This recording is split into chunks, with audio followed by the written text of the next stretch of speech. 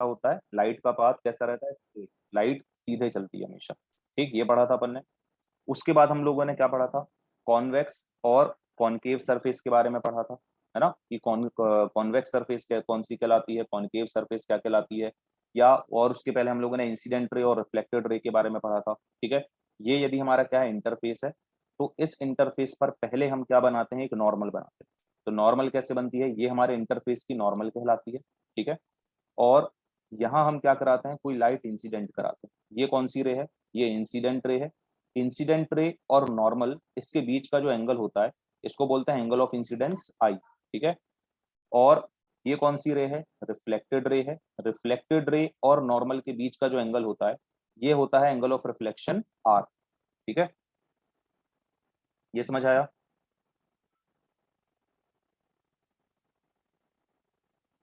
हाँ ठीक है, फिर इसके बाद हम्म, फिर इसके बाद अपन ने क्या पढ़ा, देखो ये रिफ्लेक्टेड रे है, और इसमें हमने तुमको ये भी बताया था कि इनमें ये जो एरो होते हैं, एरो का भी अपना रोल होता है। एरो हमेशा बनाना पड़ता है। ठीक है, एरो से ही हमको पता चलता है कि कौन सी रे कहाँ से आ रही है और कहाँ जा रही है। ठीक है, तो ये देखो, ये क्या कहलाता है, ये है रिफ्लेक्शन। इस फिनोमेना को ही हम क्या कहते हैं, रिफ्लेक्शन ऑफ लाइट। ठीक, और इसमें अपन ने लॉस पढ़े थे कि एंगल ऑफ इंसिडेंस जो होता है, वो एंगल ऑफ रिफ्लेक्शन के बराबर होता है।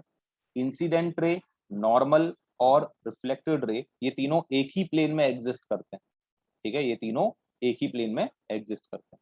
ठीक है, अच्छा, फिर और अपन ने क्या पढ़ा था इसके बाद, कौन कौन सॉरी स्फेरिकल मिरर, है ना। स्फेरिकल मिरर क्या होता है, तो ये मान लो एक स्फेयर है। ठीक है, इस स्फेयर का ही हम क्या करें, एक छोटा सा इतना ये पार्ट काटें। ठीक है, इस पार्ट को हम यदि कट कर लें, ठीक है, तो ये पार्ट कैसा दिखाई देगा, तुम खुद इमेजिन करो, ये स्फेयर का इतना पार्ट है, तो क्या ये कटोरी की तरह दिखाई देगा, कटोरी के जैसा, है ना, या प्लेट के जैसा।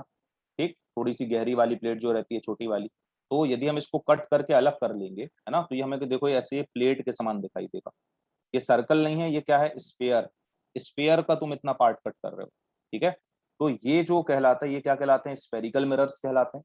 स्फेरिकल मिरर दो प्रकार के होते हैं, एक कॉनकेव और एक कॉन्वेक्स। ठीक है, यदि इस मिरर की आउटर सरफेस कैसी है, पॉलिश्ड है, और इनर सरफेस कैसी है, रिफ्लेक्टिंग है।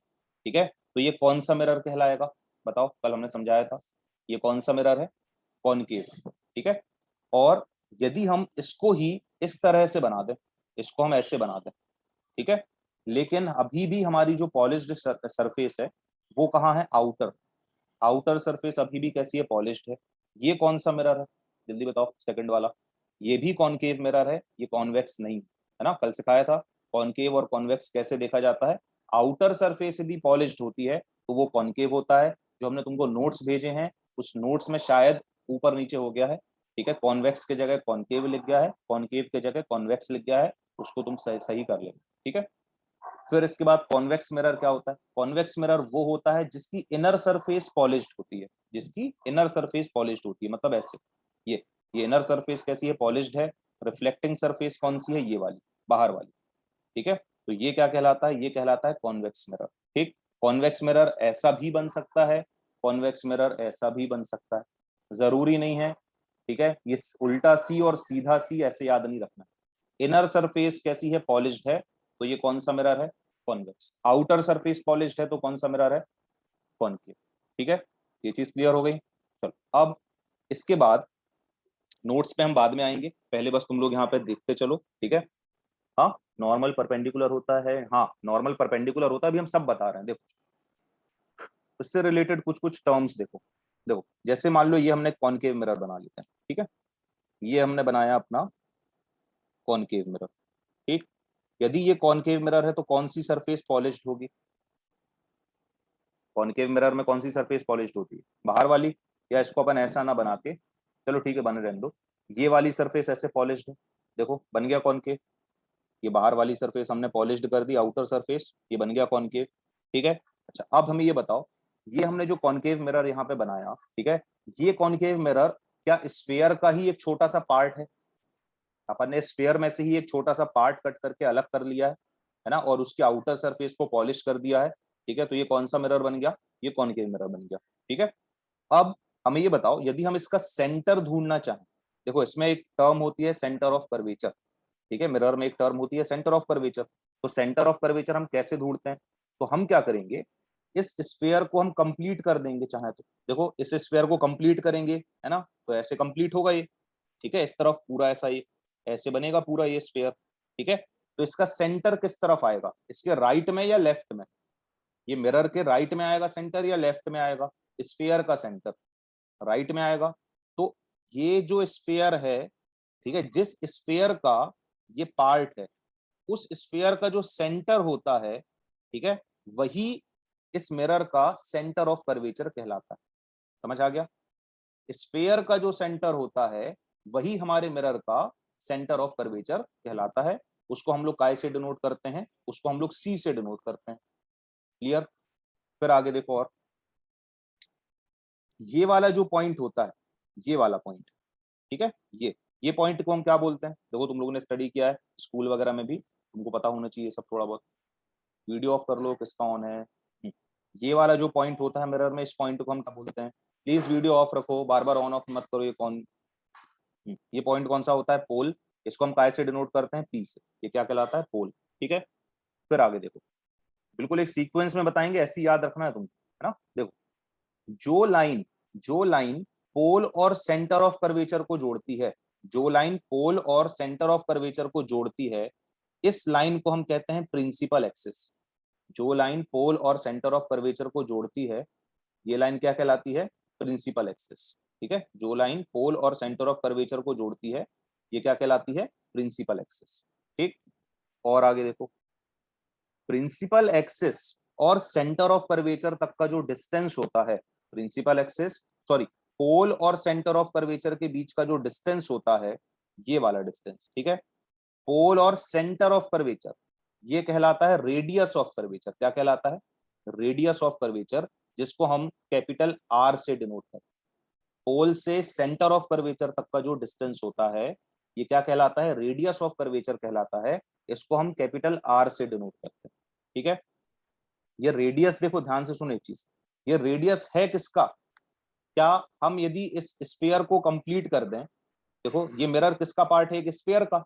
यदि हम उस स्फीयर को ऐसे कंप्लीट कर दें, ठीक है, ये सेंटर किसका है? ये सेंटर उसी स्फीयर का तो है। देखो, यदि हम इस स्फीयर को ऐसे कंप्लीट कर देंगे, तो देखो ये सेंटर है स्फीयर का। क्या यहाँ इस सेंटर से लेके यहां तक का जो डिस्टेंस होगा, वो रेडियस होगा इस स्फीयर का? होगा ना रेडियस, है ना। तो देखो, क्या ये सारे डिस्टेंसेस आर हैं? देखो, चाहे हम ऐसे बना दें, चाहे हम ऐसे बना दें, ये सब डिस्टेंस कितना है? ये सब डिस्टेंस रेडियस है ना, रेडियस। ठीक, तो इसलिए हम इसको क्या बोलते हैं? Radius of curvature. और सुनो, अभी तुमको हम देखो एक और चीज बताएंगे जो तुमको नहीं पढ़ाई होगी, तुमको टीचर्स ने तुम्हारे। देखो, और एक चीज सुनो, ये हो गया रेडियस, ठीक है। चलो, फोकस, फोकस कहाँ होता है? फोकस, देखो, तो तुमने अभी ये पढ़ा है, देखो फोकस कहाँ रहता है? क्या पोल और सेंटर ऑफ कर्वेचर के बीच में होता है? पोल और सेंटर ऑफ कर्वेचर के बीच में होता है। फोकस की डेफिनेशन क्या होती है रूल के अकॉर्डिंग, वो हम लोग बाद में स्टडी करेंगे। अभी हमें ये बताओ, फोकस कहाँ होता है? फोकस होता है पोल और सेंटर ऑफ कर्वेचर के बीच में, यहां पर। ठीक है, अच्छा, क्या तुम लोगों ने ये वाला रिलेशन पढ़ा है पहले, कि स्मॉल एफ इक्वल टू जो होता है वो r/2 के बराबर होता है? स्मॉल एफ क्या होता है? स्मॉल एफ कहलाता है फोकल लेंथ। पोल से लेके फोकस तक का जो डिस्टेंस होता है, पोल से लेके फोकस तक का जो डिस्टेंस होता है, इस डिस्टेंस को हम क्या कहते हैं? Focal length. फोकल लेंथ को हम लोग स्मॉल एफ से डिनोट करते हैं, फोकस को हम लोग कैपिटल एफ से डिनोट करते हैं, फोकल लेंथ को स्मॉल एफ से डिनोट करते हैं। ठीक है, पोल से सेंटर ऑफ कर्वेचर तक का जो डिस्टेंस होता है वो कहलाता है रेडियस ऑफ कर्वेचर, उसको हम कैपिटल आर से डिनोट करते हैं। ठीक, ये रिलेशन काफी फेमस है। ठीक है, रिफ्लेक्शन यदि तुमने पढ़ा है तो तुमने ये रिलेशन भी जरूर पढ़ा होगा, एफ इक्वल टू r/2। ठीक है, बट इसको हम गलत भी प्रूव कर सकते हैं। देखो कैसे, ध्यान सुनना। ये क्या है? Relation between focal length and radius of curvature. ठीक है, एक प्रॉपर्टी देखो, ध्यान से देखो, यदि, देखो, ये हमने यहाँ पे बहुत छोटा सा एंगल बनाया, ये देखो, ये दो लाइन के बीच का एंगल है। ये क्या है? दो लाइन के बीच का ये एक एंगल, ये एंगल है थीटा। ठीक है, और ये आर्क है मान लो, या आर्क नहीं मान लो, इसको अपन पूरा ऐसे ट्राइंगल बना देते हैं ऐसे। ठीक है, अब देखो हमने क्या बोला तुमको कि ये जो थीटा है ये थीटा बहुत छोटा है, वेरी स्मॉल। ठीक है, यदि थीटा बहुत छोटा होगा तो क्या ये वाली लाइन और ये वाली लाइन दोनों की लेंथ अप्रोक्सीमेटली सेम होगी? बोलो, यदि दो लाइन के बीच का एंगल बहुत छोटा है तो ये दोनों लाइंस कैसी रहेंगी? अप्रोक्सीमेट सेम लेंथ रहेगी दोनों की। हाँ रहेगी। ये एक स्मॉल एंगल प्रॉपर्टी होती है जो तुमको आगे जाके पढ़ाई जाएगी, ठीक है, 12th में तुम्हारे स्कूल में। बट अपन हम तुमको अभी यहीं पढ़ाते हैं। देखो, यदि ये थीटा कैसा रहता है, ये स्मॉल एंगल प्रॉपर्टी कहलाती है। यदि ये थीटा बहुत छोटा होता है तो ये जो हाइपोटेनियस है और ये जो बेस है, ठीक है, हम ऐसा बोल सकते हैं कि ये अप्रोक्सीमेटली दोनों कैसे हैं? बराबर है। ठीक है, और ये क्या है? अपना परपेंडिकुलर है। ठीक, चलो अब ध्यान से देखना। हमने तुमको बोला यहां से तुम साइन थीटा निकाल के बताओ, साइन थीटा कितना आएगा?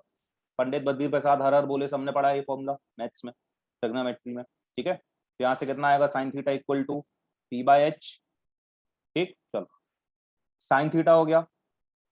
टेन थीटा बताओ कितना आएगा? टेन थीटा, टेन थीटा कितना आएगा? परपेंडिकुलर अपॉन बेस क्या आएगा? पी अपॉन बी आएगा। ठीक है, but in this case theta is very small, theta is very small. ठीक है, तो हम क्या बोलेंगे कि h is equivalent to b या h is approximately equal to b, है ना? तो यदि सिंस h जो है वो b के बराबर है तो क्या हम टेन थीटा को p बाय एच भी लिख सकते हैं? टेन थीटा को हम p बाय एच भी लिख सकते हैं क्योंकि b जो है वो h के बराबर है?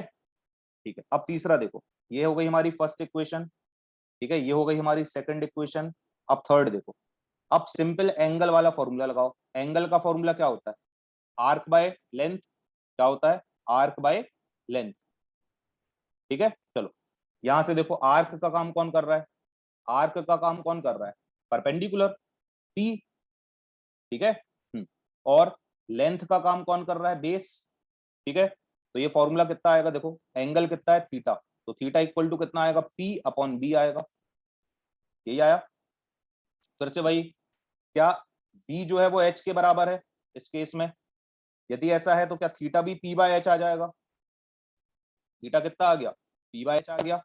ये है इक्वेशन नंबर 3। तीनों इक्वेशन को देखो, क्या तीनों का आरएचएस सेम है? तीनों इक्वेशंस चेक करो, क्या तीनों का आरएचएस सेम आ रहा है? तीनों का आरएचएस सेम आ रहा है? आ रहा है ना? तो यदि तीनों का आरएचएस सेम है तो क्या फ्रॉम इक्वेशन 1 2 एंड 3 तीनों का एलएचएस भी सेम होगा? तो क्या हम ऐसा लिख सकते हैं कि sine theta equal to tan theta equal to theta? ऐसा हम बोल सकते हैं। ठीक है, तो देखो यहां से ये प्रूफ हो गया कि साइन थीटा किसके बराबर होता है? थीटा के बराबर, इक्वल टू टेन थीटा। ये एक प्रॉपर्टी होती है, इसको बोलते हैं स्मॉल एंगल प्रॉपर्टी। ये छोटे एंगल के लिए ही केवल वैलिड होती है। ठीक है, तो ये याद रखना तुम, ये तुमको आगे पढ़ने मिलेगी। ठीक है, जब तुम 12th में आओगे तब तुमको तुम्हारे टीचर्स पढ़ाएंगे। ये क्या कहलाती है? Small angle property. और ये क्या याद रखना है कि जो साइन थीटा होता है वो थीटा के बराबर होता है, इक्वल टू टेन थीटा। ठीक, अब आगे देखो, इसी में और आगे देखो, यदि हम तुमको यही बोले कि कॉस थीटा निकालो, कॉस थीटा कितना आएगा? बताओ, कॉस थीटा कितना आएगा? तुम लोग निकाल के बताओ। B by H, B by H. ठीक है, एच को हम क्या लिख सकते हैं? एच को हम क्या लिख सकते हैं? बी। तो कॉस थीटा कितना हो जाएगा? B upon B equal to कितना आ जाएगा? तो 1 आया। कॉस थीटा यहां से हम निकालें तो कितना आएगा? B by H. फिर से वही, सिंस एच कितना है? बी के बराबर, तो देखो हम क्या लिख सकते हैं कि कॉस थीटा इक्वल टू कितना हो जाएगा? बी अपॉन बी या एच अपॉन एच हो जाएगा। तो कॉस थीटा इक्वल टू कितना आ गया? 1 आ गया। कॉस थीटा कितना आ गया? 1 के बराबर आया। ठीक है, यदि कॉस थीटा 1 आ रहा है तो सेक थीटा कितना आएगा? सेक थीटा, क्या वो भी 1 आएगा? चाहे बी अपॉन एच हो चाहे एच अपॉन बी हो, बात तो एक ही है। सेक थीटा भी कितना आएगा? 1 आएगा ना। तो क्या हम इधर लिख सकते हैं कि equal to sec theta? Equal to हम यहाँ क्या लिख सकते हैं? Sec theta. मतलब क्या for small angle sec theta equal to cos theta equal to 1। For small angles क्या sec theta equal to cos theta equal to 1? ये लिख लेना तुम लोग। नहीं लिखा हो तो स्क्रीनशॉट ले लेना फिलहाल, ठीक है। तो ये स्मॉल एंगल की प्रॉपर्टी होती है, क्या होती है, sine theta equal to tan theta equal to theta, मतलब कहीं यदि थीटा लिखा है तो हम उसके जगह रिप्लेस करके उसको साइन थीटा या टेन थीटा लिख सकते हैं, साइन थीटा कहीं लिखा है तो उसको रिप्लेस करके हम थीटा लिख सकते हैं, ठीक है। और स्मॉल एंगल के लिए cos theta equal to sec theta equal to कितना होता है, 1। सारी चीजें क्लियर हो गई अच्छे से, हाँ या ना? डल रिस्पॉन्स नहीं रखना, रिस्पॉन्स अच्छा रखो, तब समझ आएगा, अच्छे से पढ़ाएंगे, ठीक है। लिख लिया सबने या स्क्रीनशॉट ले लिया? इसको क्लियर करें फिलहाल, क्लियर करें, ठीक है। देखो अब और आगे, अब हम तुमको बताते हैं जो मैं तुमको मेन पढ़ाना है। यहाँ से एक चीज हमने सीख ली ना, इसका स्क्रीनशॉट ले लो, नहीं लिखा है तो, ठीक है। चलो अब देखो, अब फोकस पे थोड़ा सा चर्चा करते हैं, ठीक है, फोकस पे चर्चा, इस चीज को भी तुम चाहो तो लिख लेना, ठीक। तो देखो ये हम बनाते हैं कॉनकेव मिरर, पहले तो देखो ये हमारा कॉनकेव मिरर, ये देखो आउटर सरफेस हमने पॉलिश कर दी, तो ये कौन सा मिरर बन गया, कॉनकेव, ठीक है। ये क्या है, ये है प्रिंसिपल एक्सिस, ये क्या है, प्रिंसिपल एक्सिस, ठीक। फिर इसके बाद देखो जो भी रे हम पैरेलल टू प्रिंसिपल एक्सिस भेजते हैं, नंदिता भी वेट करो, जो भी रे हम पैरेलल टू प्रिंसिपल एक्सिस भेजते हैं वो कहां से पास होती है, अभी हमने नहीं पढ़ा है ये रूल, बट तुमने पढ़ा है पहले, है ना, तुम लोगों ने बताया कि तुम्हारे स्कूल में ये चैप्टर हो गया, थोड़ा सा हम आगे निकल गए हैं कल से, है ना, बट थोड़ा सा भी पढ़ो, इंटरेस्ट है ना आएगा तुमको इसमें। जो भी रे पैरेलल टू प्रिंसिपल एक्सिस आती है वो कहां से पास होती है, फोकस से, कहां से पास होती है, फोकस से, ठीक है। तो देखो ये रे हमने पैरेलल टू प्रिंसिपल एक्सिस भेजी, ये इंसिडेंट रे है, कौन सी रे है, इंसिडेंट रे, ठीक। ये कहां, ये रिफ्लेक्ट करने के बाद कहां से निकलेगी, फोकस से, तो देखो ये हम इसको फोकस से निकाल देते हैं, देखो ये हमने इसको फोकस से निकाल दिया, ठीक है। ये हमारा कौन सा पॉइंट है, ये है हमारा फोकस पॉइंट, ठीक। ये कौन सी रे है, इंसिडेंट रे, ये कौन सी रे है, रिफ्लेक्टेड रे, ठीक है। अच्छा इसका सेंटर कहां होगा, इस वाले स्फीयर का या इस मिरर का सेंटर कहां होगा, इसके लेफ्ट में या इसके राइट में, स्फीयर को कंप्लीट करो और देखो उसका सेंटर कहां आएगा, लेफ्ट में आएगा, तो देखो अपने आप आया, तो देखो यहाँ सेंटर मान लो इसका ये इसका सेंटर है, ठीक है। अब देखो हमें क्या चाहिए, हमें इस पॉइंट पर एक नॉर्मल बनाना, इस वाले पॉइंट पे, क्योंकि इंसिडेंट रे इस वाले पॉइंट पर आकर स्ट्राइक कर रही है, इसलिए हमको इस वाले पॉइंट पर नॉर्मल बनानी। कैसे बनाएंगे इस पॉइंट पर नॉर्मल, तो एक चीज सुन लो, सेंटर से, सेंटर वाले पॉइंट से हम जो भी लाइन निकालते हैं, ठीक है, हमें इस मिरर में किसी भी पॉइंट पे यदि नॉर्मल बनानी है, ठीक है, तो क्या करो, सेंटर से उस पॉइंट पर एक लाइन ड्रॉ कर दो, ऐसे सेंटर से क्या करो, उस पॉइंट पर एक लाइन ड्रॉ कर दो, वही उस पॉइंट की नॉर्मल कहलाती है। मिरर में, फिर से सुनो, मिरर में किसी भी पॉइंट पर यदि तुमको नॉर्मल बनानी है तो क्या करना, सेंटर से एक लाइन बना देना उस पॉइंट तक, वो क्या हो जाएगी, उस पॉइंट के लिए नॉर्मल बन जाएगी। समझ आया क्या बोला हमने, ये जो हमने चीज बोली तुमको वो समझ आई कि नहीं? देखो मिरर है क्या, स्फीयर का ही पार्ट है ना, ये स्फीयर का सेंटर है, ठीक है। हमें ये बताओ इस सेंटर से हम जो भी लाइन निकालेंगे, क्या उस वो लाइन उस पॉइंट के लिए नॉर्मल बन रही है, देखो जितनी भी हम लाइन ड्रॉ कर रहे हैं अलग अलग पॉइंट पे, क्या वो सारी लाइन उन पॉइंट की नॉर्मल बनती जा रही है, बन रही है। तो हमने यही सिखाया तुमको कि सेंटर से तुम मिरर पर कोई भी लाइन ड्रॉ करोगे वो उस पॉइंट की नॉर्मल कहलाएगी, हाँ किसी भी पॉइंट पर, हाँ ठीक है। ये लेंस के लिए भी वैलिड होता है, ये मिरर के लिए भी वैलिड होता है, जब भी तुम्हें नॉर्मल ड्रॉ करनी है सेंटर से उस पॉइंट तक एक लाइन ड्रॉ कर दो, खत्म। तो देखो ये नॉर्मल है, अब देखो यदि ये नॉर्मल है तो ये वाला एंगल कौन सा कहलाएगा, ये वाला इंसिडेंट रे और नॉर्मल के बीच का एंगल कौन सा कहलाता है, आई, एंगल ऑफ इंसिडेंस आई, तो इसको हम क्या बोलेंगे, ये है आई, ठीक है। चलो दूसरा देखो, ये है रिफ्लेक्टेड, रिफ्लेक्टेड, रिफ्लेक्टेड रे है, रिफ्लेक्टेड रे और नॉर्मल के बीच का एंगल क्या होता है, एंगल ऑफ रिफ्लेक्शन आर, आया आर, आया, ठीक। अब तुम्हारे अकॉर्डिंग देखो,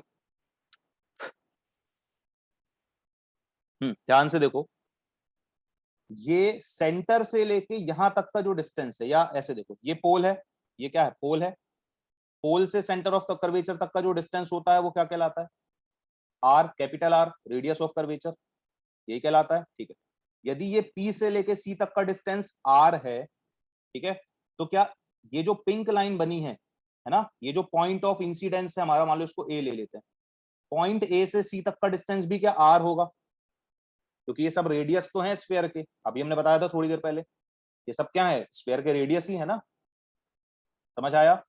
ए से लेके सी तक का डिस्टेंस भी कितना है, आर ही है ना। ठीक है, अब ध्यान से देखो, अब हमने क्या किया, पॉइंट एफ से एक परपेंडिकुलर ड्रॉ करी, कहां पे, इस पिंक लाइन पर, ए सी पर एक परपेंडिकुलर हमने ये ड्रॉ करी ऐसे, ठीक है, ये परपेंडिकुलर ड्रॉ करी। अब देखो, ये मान लो ये वाला एंगल, ये अपन ने ये एंगल कुछ सपोज कर लिया थीटा है, ये एंगल कितना है, थीटा, ठीक। अच्छा, अब आगे देखो, यहां से यदि हमने ये नॉर्मल ड्रॉ कर दी है, ठीक है, ये तो ए से लेके सी तक का डिस्टेंस कितना था, ए से लेके सी तक का डिस्टेंस कितना था, आर, ठीक है। मान लो ये वाला पॉइंट है, ये पॉइंट है बी, तो बी से सी तक का डिस्टेंस कितना बचा, बी से सी तक का डिस्टेंस कितना बचा, अब बी से सी तक का डिस्टेंस कितना बचा, अरे ए से सी तक का टोटल आर था, तो बी से सी तक का r/2, कितना बचा, r/2 ना। एफ नहीं बोलो उसको, उसको क्या बोलो अभी फिलहाल तुम, इसको बोलो r/2, ये कितना डिस्टेंस है बी से सी तक का, r/2, एफ नहीं, क्या बोला हमने, r/2, ठीक है। अब देखो, ये r/2 है, ठीक। अब यहां से देखो, ये वाली जो लेंथ है ना एफ सी, इसको हमने x सपोज कर लिया, x, ठीक है।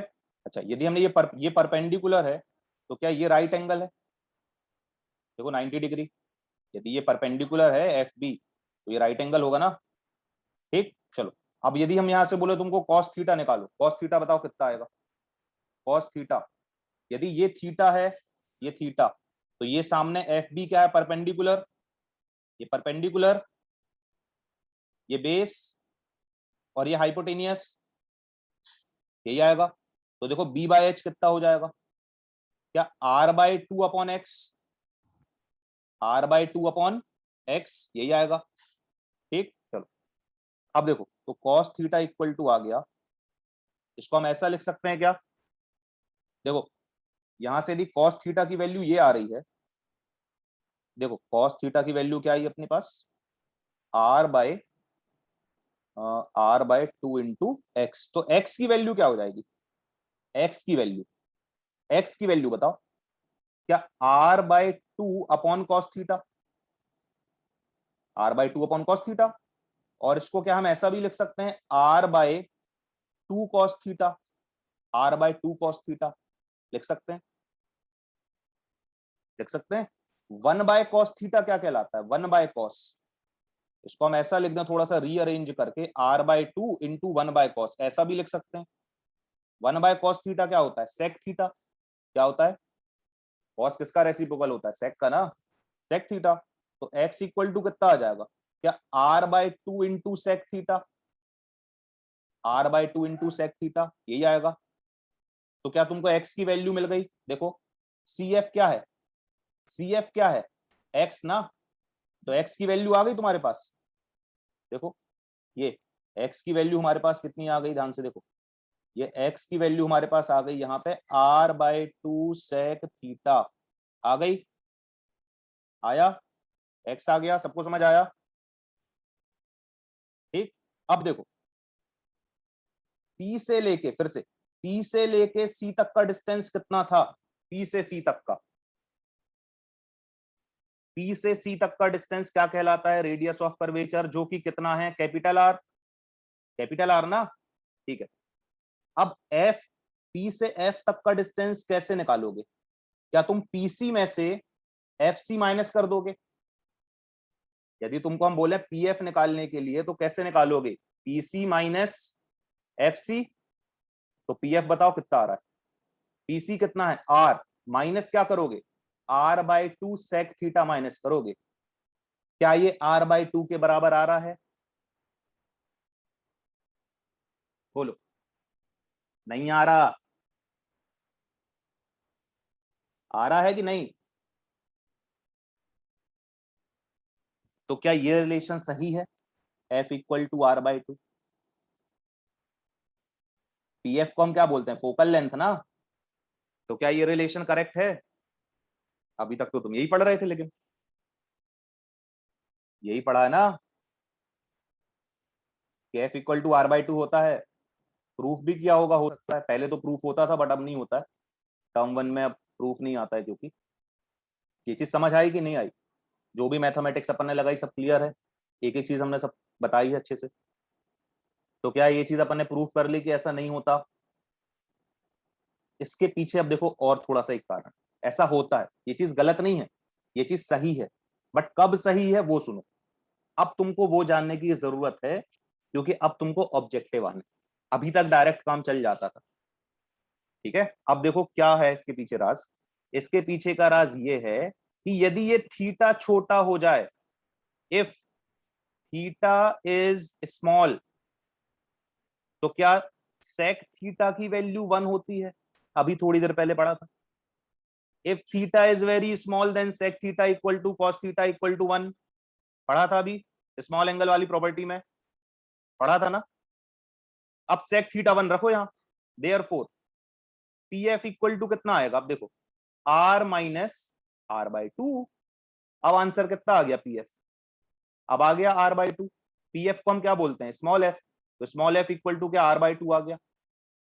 आया समझ कि नहीं आया? रिस्पॉन्स अच्छा रखो चैट पर, क्योंकि तुमको लिखना नहीं है, लिखे नहीं रहे हो तुम लोग। चैट पे एक्टिव रहो बस। आया समझ कि नहीं आया? आया ना? लेकिन एक कब होता है ये समझ आया? अब क्या डाउट आ रहा? कब होगा ऐसा? जब थीटा छोटा होगा। थीटा छोटा कब होता है वो सुनो। थीटा छोटा तब होता है जब इंसिडेंट रे जो रहती है, इसका स्क्रीनशॉट ले लेना, टाइम खत्म होने वाला है। इंसिडेंट रे जब कैसी रहती है? पैरेक्सियल। कैसी रहती है? पैरेक्सियल। दो प्रकार की रेज होती हैं, एक होती है पैरेक्सियल रेस और एक होती है मार्जिनल रेस। कौन सी? Marginal race. दो प्रकार की रेस होती हैं। पैरेक्सियल रेस कौन सी कहलाती हैं? पैरेक्सियल रेज वो होती हैं जो प्रिंसिपल एक्सिस के क्लोज होती हैं, मतलब ये वाला डिस्टेंस जिसमें कम रहता है, close to the principal axis. Marginal rays कौन सी होती हैं? जो प्रिंसिपल एक्सिस से दूर रहती हैं। यदि इंसिडेंट रे प्रिंसिपल एक्सिस से दूर रहेगी तो वो कौन सी कहलाएगी? बोलो। यदि इंसिडेंट रे प्रिंसिपल एक्सिस से दूर होगी तो वो कौन सी कहलाएगी? मार्जिनल। और यदि क्लोज होगी तो पैरेक्सियल। हम कौन सी रे लेके चल रहे हैं? हम यदि इसको मान के चल रहे हैं F इक्वल टू r/2, तो हम कौन सी रे लेके चल रहे हैं?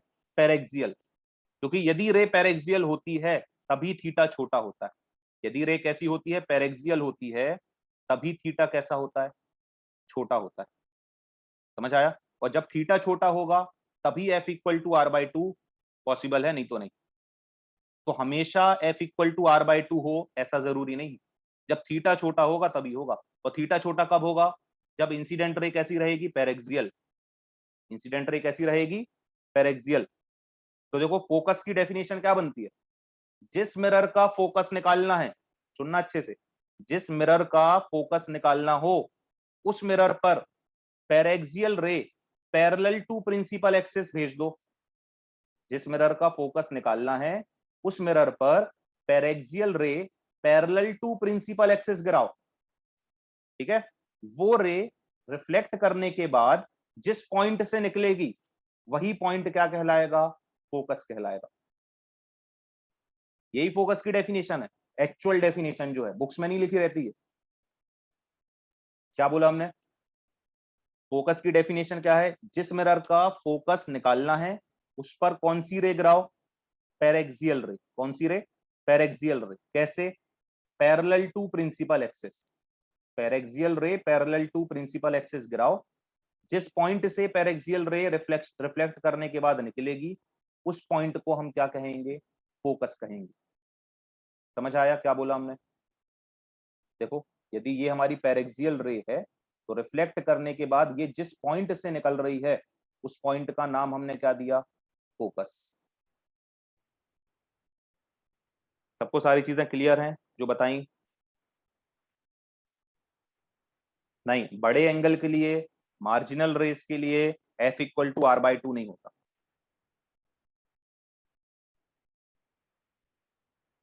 ठीक है, सिर्फ स्मॉल एंगल के लिए प्रॉपर्टी वैलिड होती है।